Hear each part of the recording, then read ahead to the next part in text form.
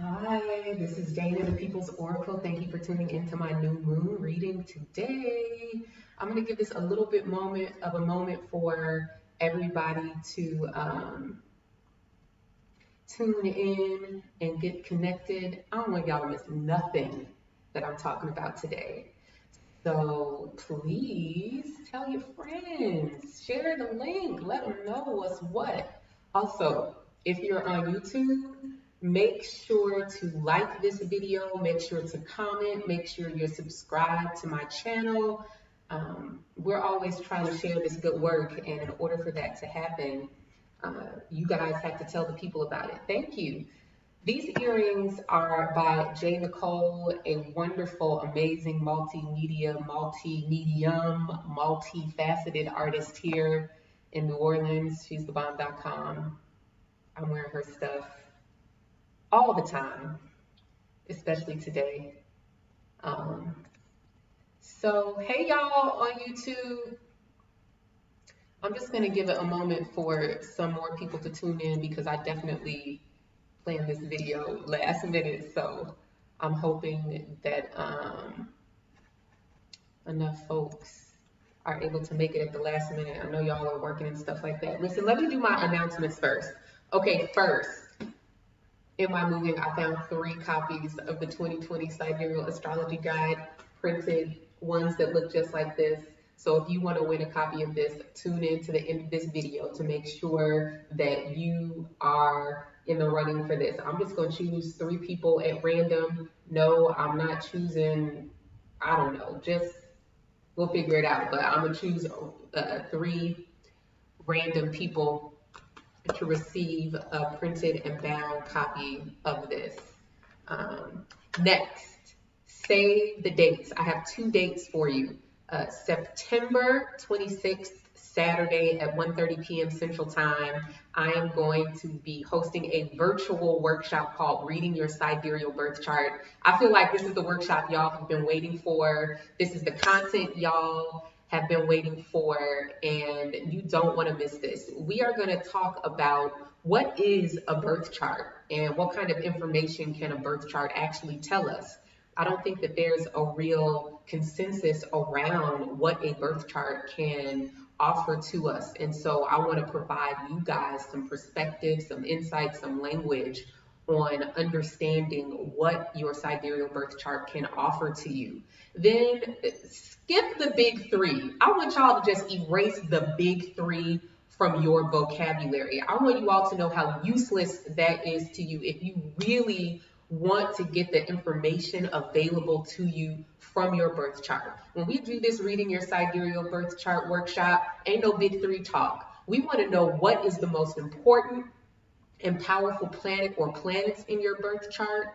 We want to know what other elemental patterns are dominating your birth chart. We want to know what modes dominate your birth chart. This is the information that's useful to you. This is the information that arms you with tools that you can use on a daily basis in living your life, improving your spiritual journey, your emotional well-being, and even offering you some language you can take back to your therapist or back to your journal and reflect upon. Astrology is all about giving you language to understand yourself, past, present, and future, who you come from, where you come from, how you get that way, where you're going, and what can you do to be armed with the tools going forward. So the date for Reading Your Sidereal Birth Chart workshop is Saturday, September 26, 2020. Registration for the workshop opens August 28th. That is a Friday, which is 2 weeks from this Friday. Today's August 19th. So 2 weeks from this Friday, you will be able to register. I'll be putting out more information, more promo and marketing for that as the weeks go on. But know that there will be an early bird registration fee and there will be a late bird registration fee. So be an early bird and get your early registration fee. If you are just tuning in, tune in to the end of this video to be the recipient of one of these printed and bound 2020 Sidereal Astrology Guides. I got 3 of them sitting right here. I'm gonna mail them off as soon as this video is over. I'll pick 3 people at random from either Instagram or or YouTube. The information for the workshop is in the comments or the description to this video on YouTube, as well as a link where you can sign up for my email list to be notified about more details on the workshop, as well as to get notification as soon as registration opens, cost, all of that stuff. You'll get some worksheets that you'll have to print out prior to the workshop, or if you don't print them out, you can just look at them and use a notebook or journal. But this is going to be a workshop. That means you're going to get put to work, my friends. All right. What we doing today, y'all? We talking about a new moon. Listen, new moon's not as juicy and not as dramaful as a full moons. Full moons are so much more drama. And just as a note, I know y'all are sending me messages on YouTube and Instagram.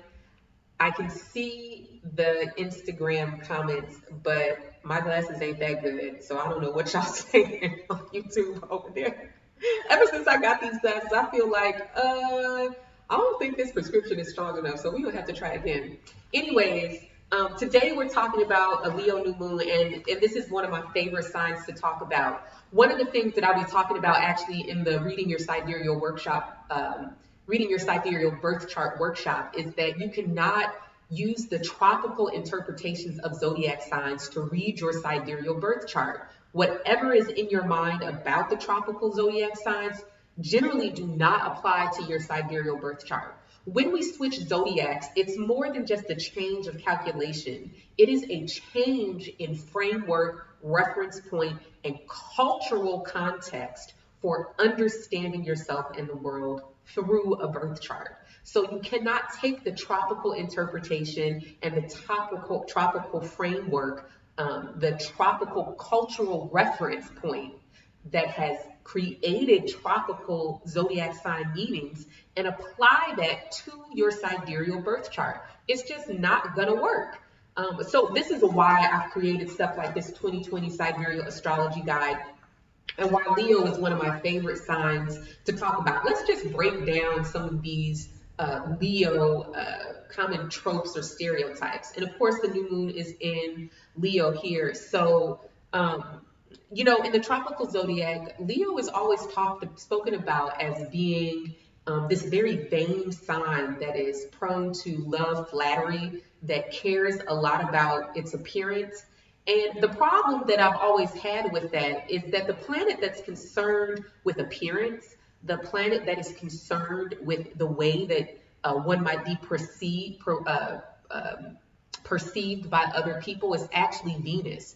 Venus is the planet of aesthetics. Venus is the planet of color, touch, taste, smell. Venus is the planet of how do I look? Do you like me? Venus is the planet that wants to increase commonalities, magnify the aspects of ourselves that are common with other people to create relationship and community. So Leo, for me, the sign that's ruled by the sun could not possibly be about physical appearance. It could not possibly be about hair. It could not possibly be about all of these vain things. Second of all, the sun is really hot.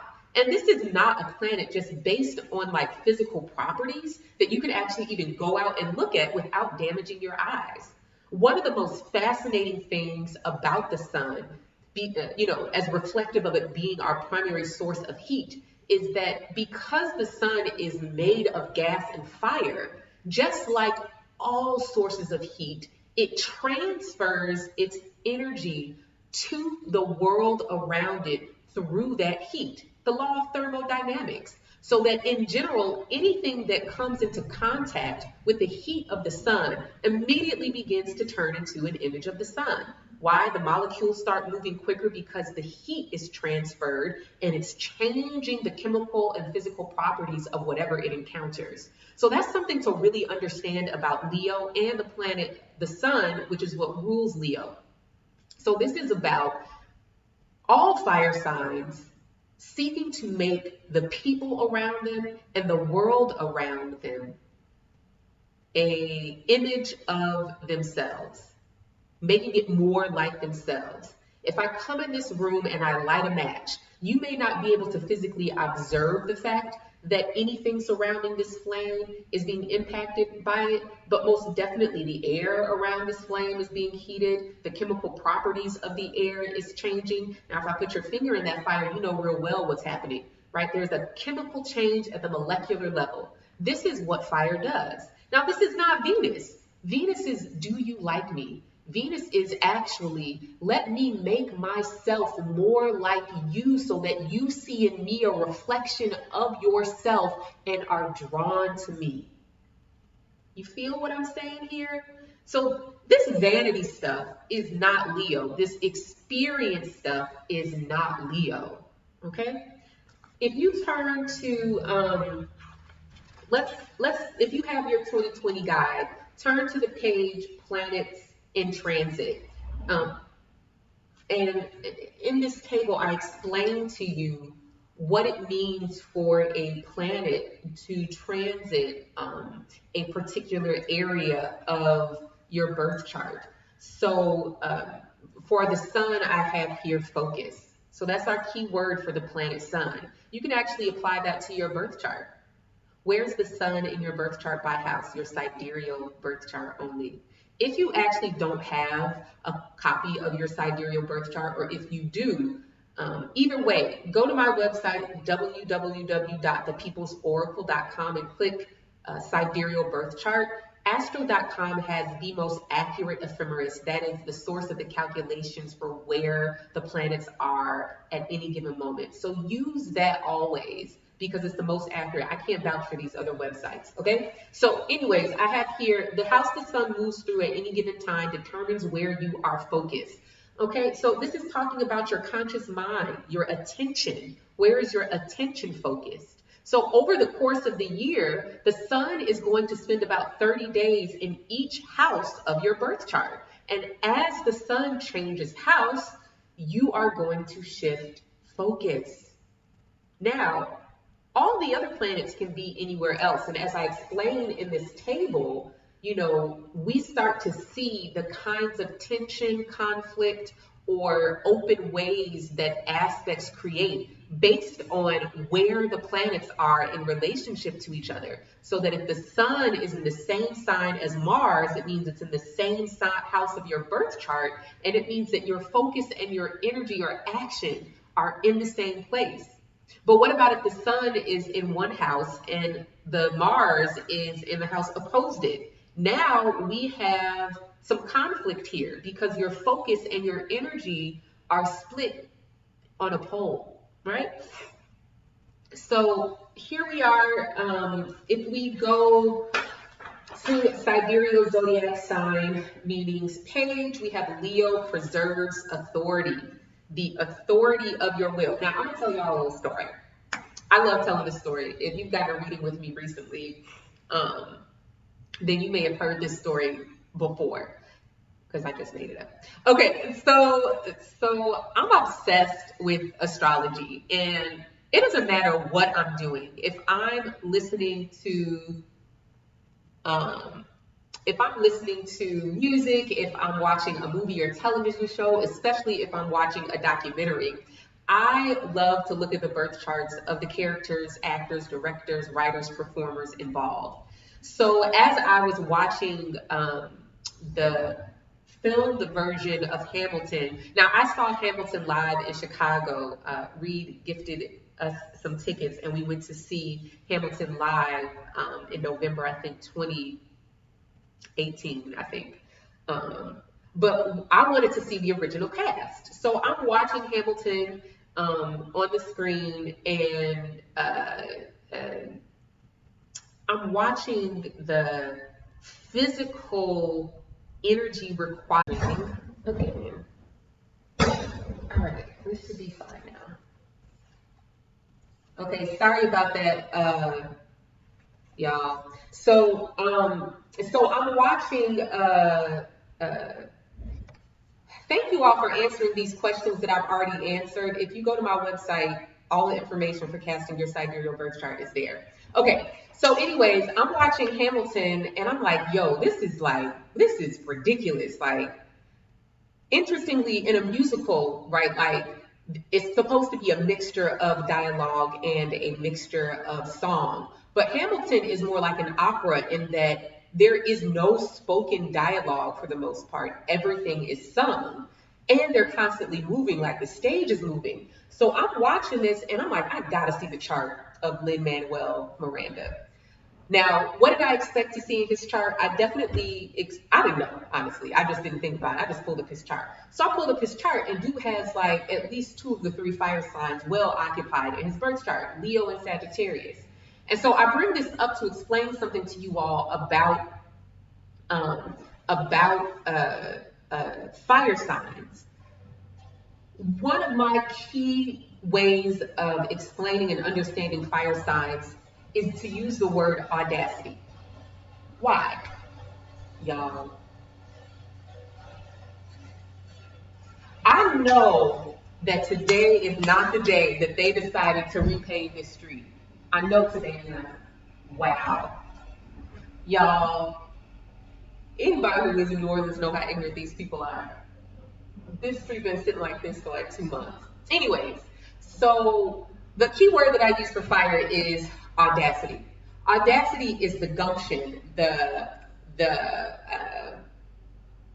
the chutzpah, the definitely like having a vision that is undeterred by the approval or opinions of other people. And for Leo, that means an authority to hold on to that vision regardless of what's happening around them. Why does this apply? Because if somebody would have came to you and be like, yo, I just came up with this idea to write a hip hop musical on, wait for it, Alexander Hamilton. Raise your hand if you would have heard that and been like, oh my gosh, that is such an amazing idea. Wow. With rapping too? Rapping and dancing and singing in hip hop style about Alexander? No. You all would not have said that was a good idea. You guys would have said that was stupid. It was dumb. And who is this little Puerto Rican dude to think that he can do anything rapping, right? This is exactly what y'all would have said. However, Lin-Manuel Miranda, being the fiery sidereal birth chart that he is, really didn't care about any of you all or your stinky opinions, right? He held on to his vision and has written one of the best musicals in the history of musicals. People are going to be singing Hamilton for the next 100 years. Quote me on it, okay? So fire, audacity, right? Oh man, just like this drive to do something, to hold on to this vision, to craft, to impress upon the world around you your will, your vision, your convictions, and not give 0 cares of what anyone else has to say. See, Venus is the one that needs your approval. The moon is the one whose survival depends upon you liking it. That's not the sun. That's not Leo. So this is why for this new moon, I've called this illuminating focus and solidifying authority. Now you want to take that solidifying authority with 2 sets of ears. Solidifying authority definitely has dictator type connotations. And if you turn to August 2020 in the 2020 Sidereal Astrology Guide, I've written here, this is about a right relationship with power and authority and what it implies about one's identity. Fire is the will, the force of life that impels action, alights the intellect, and fuels intention. All dimensions of the will working in concert intensifies its influence and fortifies its direction for good or ill. So fire, especially Leo, specifically Leo, is about solidifying authority. So the questions actually that I've written here in the guide have to do with your relationship with power and your relationship with authority, and whose authority are you contending with in your Leo house. It might be your own. At the back here, where I have the fill in the blanks. For August here, we have for the sun in Leo, focusing on expressions of authority. For Mercury in Leo, speaking authoritatively. And for the new moon in Leo, it's solidifying my authority. So some of this is about the work of us embracing a healthy relationship with our own authority. See, the difference between, say, the sun in Leo and the sun in Libra is that Leo relies completely on its own perceptions, whereas Libra considers the reality that there is more than one way to perceive things, and that reality in and of itself is a consensus of how the most amount of people perceive something, right? So as we move through this new moon, we're thinking about our relationship with authority, our own and other people's. Now, if you rewind 6 months from now, you can do this on my YouTube channel. I did a video called Daddy Issues. It was a full moon reading I did. This had to be in March of this year on the full moon in Leo.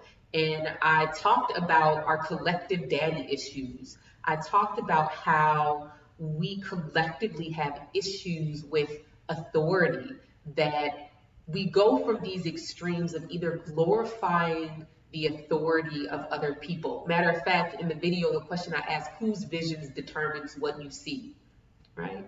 Now, the thing about people who have fire signs is that they very readily step into these positions or find themselves in these positions where their vision or their authority is having influence on their lives or the world around them. So at this new moon and at the full moon 6 months ago, here we have come full circle this conversation and at least one segment of this story on how we're dealing with authority. And it's very clear that our relationship with authority has changed over the past 6 months. 6 months ago in March, at the beginning of this pandemic, we were really focused on how we could get the people who we have given power and thus authority over our world and our lives, how we could get them to meet our needs, and having an unrealistic expectation around them meeting our needs, right? And so now, 6 months later, we're having a collective reality check about the fact that these people don't GAF about us, right? So coming into right relationship with authority often means that we gain more realistic perspectives on the power wielded by authority figures in our lives. And that ultimately we are the authority because we can give or take away that power within reason. If you're just tuning in, I am going to be giving away 3 2020 Sidereal astrology guides, printed and bound at the end of this video. So stay tuned. Oh, let me mention this too. I know a lot of you guys are waiting for my books to open up. And honestly, I cannot tell you when I'm going to open back up to take clients for readings. I'm only one person, and in order to offer you this workshop, in order to offer you the 2021 Sidereal Astrology Guide, I have to take some time off to work on those things. So I'm hoping to be back offering readings in October. I may or may not have a few slots open up in September. I'm not sure, but they will probably be 30-minute readings only. And yeah, so I'll let you know. Let's pull some cards for this new moon. We're reflecting on and meditating on our relationship with authority. Your own chart. Where is the sun in your birth chart? That's this chair speaking. Excuse me. The sun in your birth chart, where it is, at least by sign, is going to always tell you the outcome of transits to your Leo house. So transits to your Leo house is going to activate your sun. Okay? So if you have the 2020 Sidereal Astrology Guide, you can actually go to this table sidereal zodiac signs, and you can find the sign of your sun. So my sun is in Capricorn, imposes order. Whew. Functions within real or perceived constraints, determines limits to create order, master tools, and establish methods. Well, during this Leo transit, I am going to be working on the 2020 Sidereal Astrology Guide, 2021 Sidereal Astrology Guide, and pulling together the rest of the content for this workshop, Reading Your Sidereal Birth Chart, which again, if you missed that, the Reading Your Sidereal Birth Chart workshop is Saturday, September 26th at 1:30 p.m. Central Time. Registration opens Friday, August 28th. You can sign up for my email address via the link in the description to this video on YouTube, email address, email list, to get notification of more details on the workshop and as soon as registration opens. All right, so let us pull some cards. One of my faves. We've got the Magician here. Can y'all see this? Is it going to focus? Magician. I don't know. Okay. So the Magician is about will. The Magician is a card of having all the tools on hand to undertake an endeavor. Oftentimes, the Magician card is about having your words together and being able to communicate clearly and articulately something that you're thinking. The Magician can also be being adept or dexterous, right? Having the language or the tools to accomplish a task, but also having the will and the opportunity to do it. I think one of the ways that the Magician card manifests right now is that all three fire signs are occupied by their respective rulers. So the sun, which is the planet of focus, of men, authority figures, and the intellect, is at home in Leo. Mars, the planet of the individual will, our autonomy, drive for self-preservation, movement, action, and ambition, is in its own sign, Aries. And Jupiter, the planet of context, of conviction, of political, spiritual, religious, and moral beliefs, is in its own sign, Sagittarius. One of the things that's going to actually happen over the next few weeks is that every single planet, with the exception of Venus, is going to come home to its sign. So I believe it's September 12th.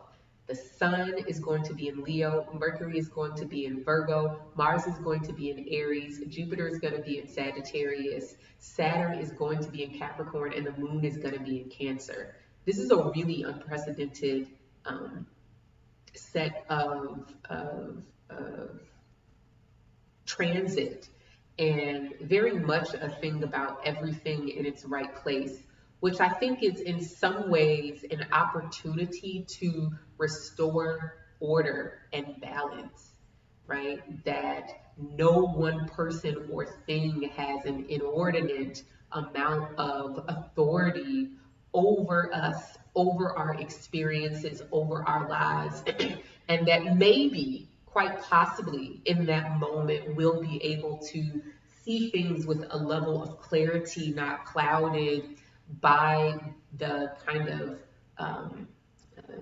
destructive power dynamics that can happen, for example, when the planets align all in one sign or all in the sign of one particular planet. So the Magician, I think, speaks to this moment of having everything in its right place, of having the tools on hand to execute an agenda or a task or some project. All right, so what else do we have? We have the Eight of Cups.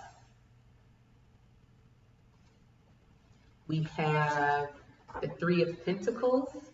I'm really liking this so far, guys. And we have the Nine of Cups.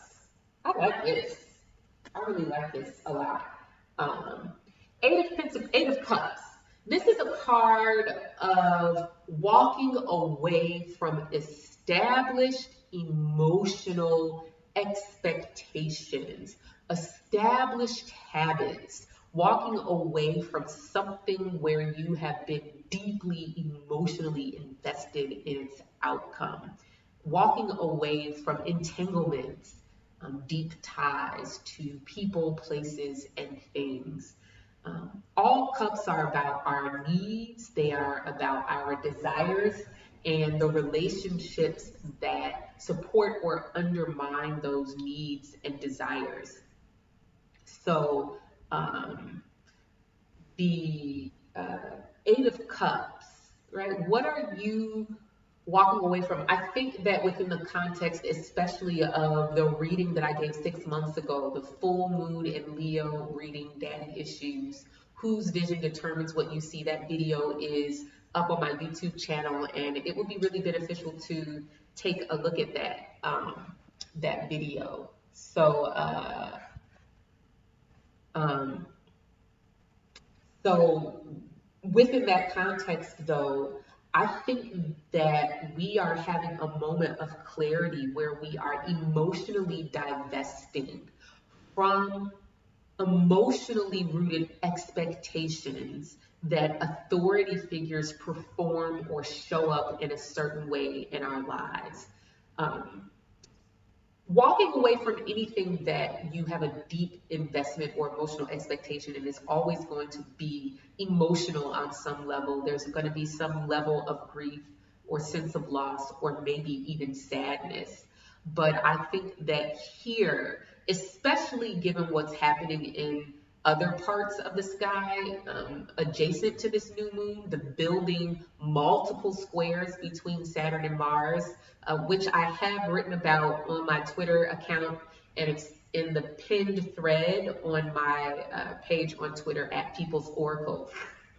But given what's going on, in the rest of the sky, I think that we're having a reality check and that there is a measure of realism and urgency around the changes that have been occurring collectively for us and the impact that that has on us personally. I think that we all are coming to terms with the role of authority in our lives, and who do we give that title to? Who do we give that power to? And when we give that power to them, is there a means for us to hold them accountable? Are we giving power to people whose vision aligns with our collective conviction, our individual conviction? Does the way that we express authority in our own lives align with our individual convictions and beliefs, our awakening political consciousness? Is there a way that solidifying authority in our life emboldens our ambitions and gives us clarity on what we're actually capable of? I feel like this is what's deep in this Magician card, what's deep in the Eight of Cups. Now, here we have the Three of Pentacles. This is a card of collaboration. It's funny because a lot of times the Three of Pentacles, when I see that card in relationship readings, it's kind of like, okay, this is just about sex, right? And that's just one of those meanings that I've gotten from repeatedly seeing the card in the same context. And how I've rationalized that is that the Three of Pentacles is about people bringing what it is they have to offer to the table to build something together. And we bring our skill sets or our resources in a collaborative fashion, in a project-oriented way. And so it's just a booty call every now and then. I'm just saying, call it what it is. I have to make this announcement every time.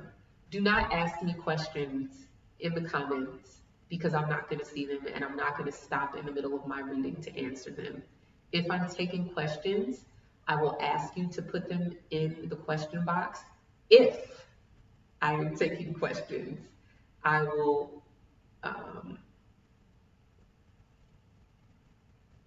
tell you when to put them in the question box. Okay? So anyways, Three of Pentacles is about collaboration, productive collaboration, partnering with people, organizations, or projects where there's a good fit between our skill sets. I think that this Three of Pentacles is so indicative of the way that the different movements that reached a kind of critical mass over the past 2 years are coming together. The Black Lives Matter movement, with the trans lives movement, with the Me Too movement, with the unionizing and workers' rights movement, with the teachers' union movement. They are all coalescing. This was one of my major predictions for this year that I talked about really very much towards the middle and end of 2019, called critical mass. And that this Jupiter and Sagittarius transit is illustrative of critical mass, where we have met this tipping point of movements for our collective liberation in that fiery Sagittarius fashion of impressing on the world around us an expectation that it should reflect our beliefs, our moral convictions, our spiritual doctrines, and our political expectations that we hold. So I really see this Three of Pentacles as representing people power. This really gives me some optimism about the next few weeks, about the ways that these movements are going to coalesce and transition, that we are absolutely reaching a point where the connections between what may have appeared to be disparate movements up until this point really fit together. And they are all cogs in the wheel of change that cannot be stopped right now. So in our own lives, right, we are on a smaller individual communal scale coming to terms with how we can collaborate with each other in the face of authority who has abdicated their responsibility for the sake of power, right? That when we come together, when we collaborate on a small scale or on a large scale, we actually reclaim power that we have given over to someone else, right? That the power is with the people and the people got the power. So how are you collaborating in your life? How are you facing previously held expectations of authority figures in your life, specifically your father and your relationship with men and males? How are you facing the reality of the influence that they've had in your life, for good or ill? How are you coming to terms with the level of authority that they really should or should not have in your life? As you reclaim that authority, what kind of grief or senses of loss are you experiencing? And what are you gaining? It's a really, I have this book over there on my bookshelf called You Are Sacred by, I think, Lynn Katz, I think is her name. Yeah. Anyways, it's one of the very first books that I read when I started to kind of really concretely shift away from the religion of my youth of church and kind of embrace a more metaphysical,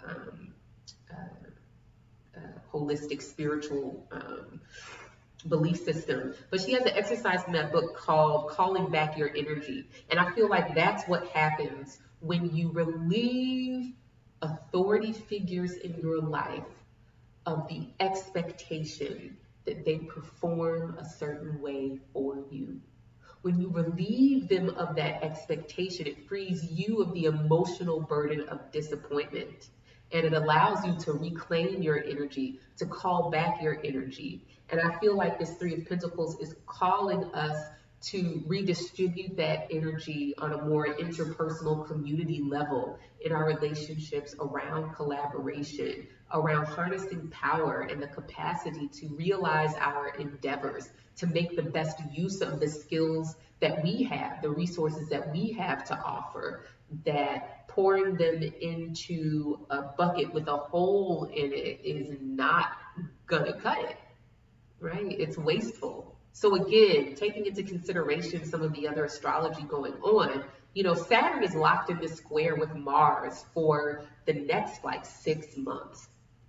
From now through late September is the peak of it.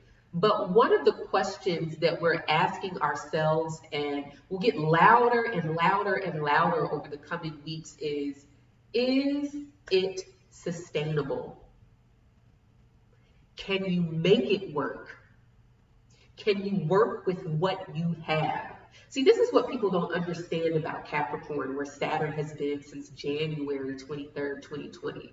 That Capricorn is the sign that walks in the room free of entitlement to impose its will, equally and as ambitious and equally desiring of control, but by walking into the room, assessing the tools and resources that are available and figuring out what can be done with what we have. That's what Capricorn does. Capricorn walks in the room and says, oh, that's a saw, that's some wood, that looks like some measuring tape, looks like some hammers and some nails and screws. Ah, yes. Capricorn is like, we can build something with this. We can build something with this. These are some good tools for building something concrete. Now, fire walks in the room, and fire is like, what I'm gonna do with this? What I'm gonna do with some wood? I'm not no carpenter, right? I'm an actor. I should be acting. Meanwhile, Capricorn is like, ain't no stage here, bro. Ain't no lights, ain't no script, ain't no director. Ain't even no audience. It's just me and you. I mean, so, if you want, you can act all you want. But what I'm going to do is I'm going to take these tools, I'm going to build something, and I'm going to sell it. And then I'll do what I want with that. Right? So we're all being called to this kind of realism and resourcefulness. And I think it's interesting, in more traditional depictions of this Three of Pentacles card, I'm speaking of ones that are more traditionally in the Rider-Waite Coleman Smith tradition.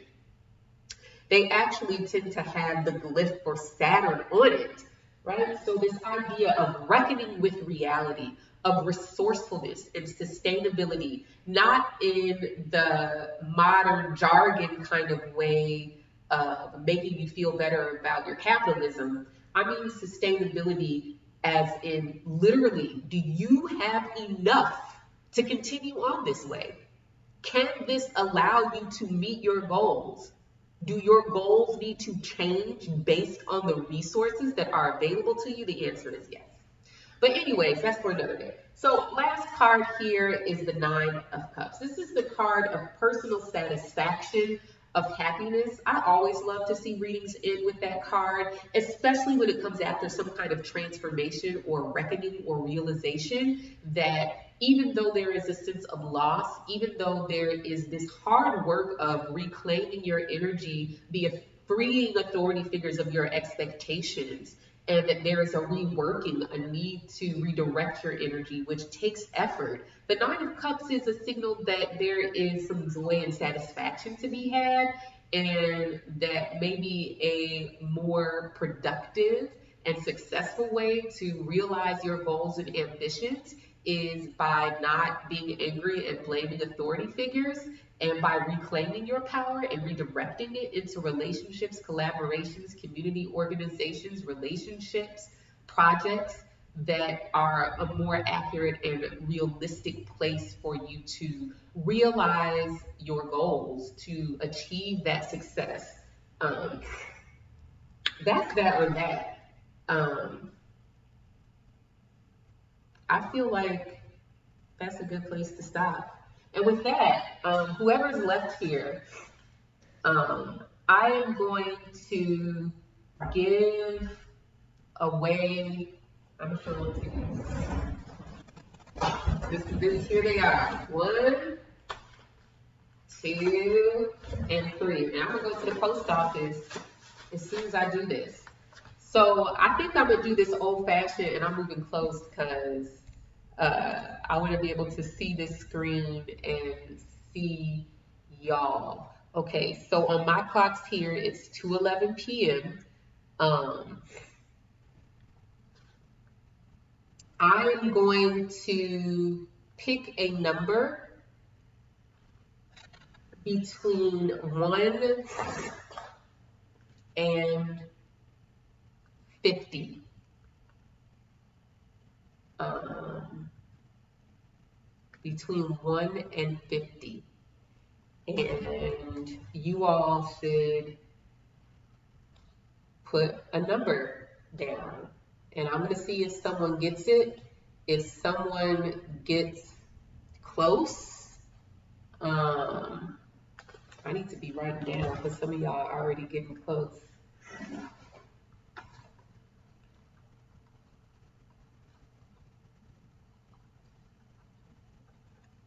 All right, Samaria on YouTube got it. It was 21.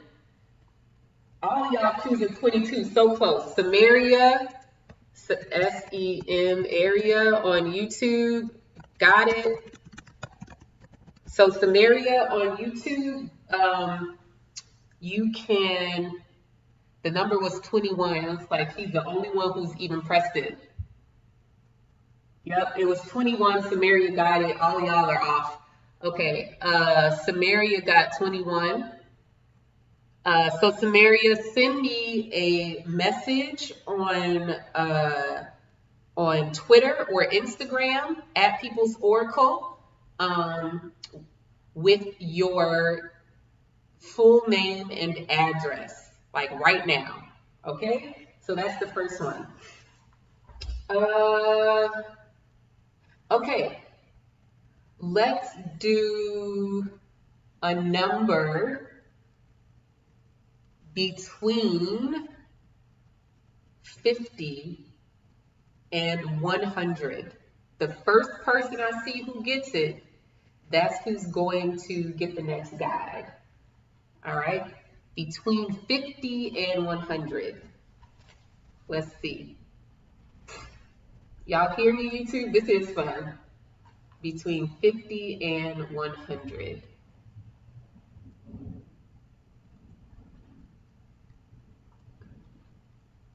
Dag, okay, Day Says Daily already got it. It was 77. Day Says Daily on YouTube, DAE. Day Says Daily got it. It was 77 on YouTube. All right. Day Says Daily.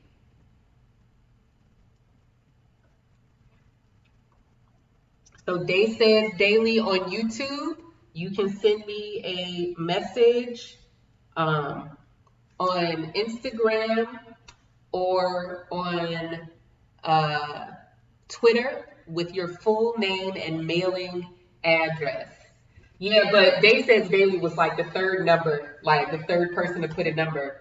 All right, y'all gotta move fast. Okay. Okay, I'm gonna make this a little broader. Let's say a number. Let's say a number between 1 and 500.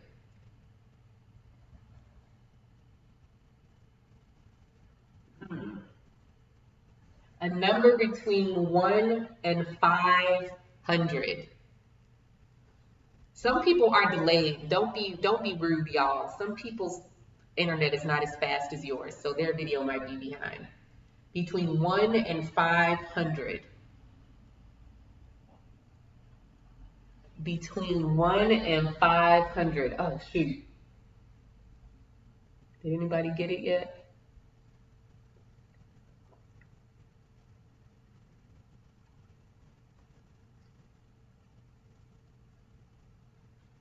Between 1 and 500. I don't see anybody who's got it yet. I don't see anybody who's got it yet. Between 1 and 500. Okay, I'm trying to keep up here and see if anybody's got it. I see y'all whose comments not coming through. Between 1 and 500. Some of y'all can't count, but I love y'all anyway. 1 and 500. Some of y'all's math is real questionable. No one's got it yet. It was so quick before. Somebody was real close though. Somebody on Instagram was real close. So if somebody don't get it, then I'm gonna give this person on Instagram it. Y'all didn't got it yet. Okay. I'm gonna give y'all a few more seconds to try. I'm trying to watch.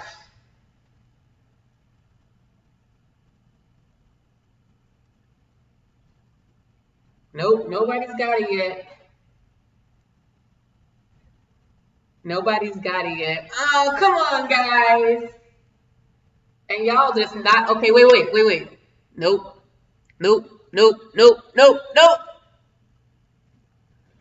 Okay, I think I'm about to stop it because somebody got real close. Okay, I'm gonna stop it right now. No more numbers. No more numbers. The person who was the closest. Oh, wait. Nope. Okay. Okay, we got another person that's close here.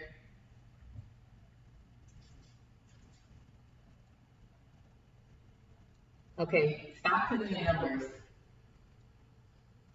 I'm scrolling back to look. Okay. All right. The number is 471, and Paloma said 468. So let me see if I can find her name. Paloma said 468 on YouTube. Let me see. I don't know if I'm spelling your name right. Paloma got the closest to 471 with 468. So Paloma. And y'all still putting in numbers. I love y'all though. 473. Okay, Mashar said 473, but I think that,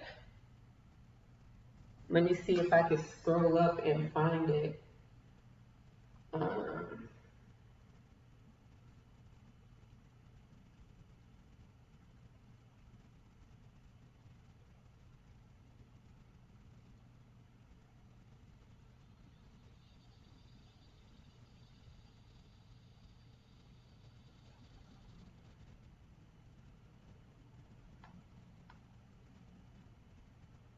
Yeah, I saw a couple of 468 on Instagram, and I had actually Libra Bob because he had 468 first.